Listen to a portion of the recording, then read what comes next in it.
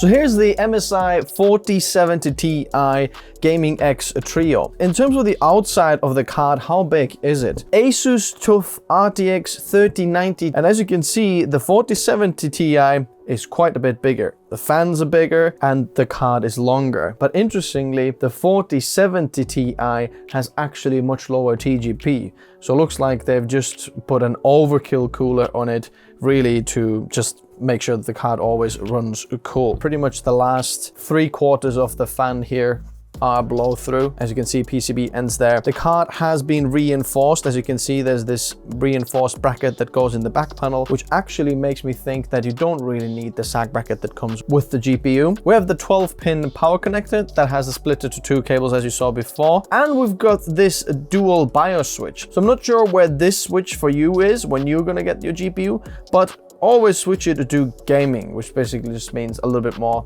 performance. It could apply a little bit of a better like kind of clock speeds curve in there, but usually the cards in my experience have been already quiet enough, so you don't actually need to put them to silent mode unless silence is the key for you there. It's a 3-slot card and we've got 1 HDMI and 3 display ports. The card is about 34 centimeters long, about 13 centimeters wide, and about 6.3 centimeters deep. That looks very cool. I like it. Links in the description below if you want to check it out.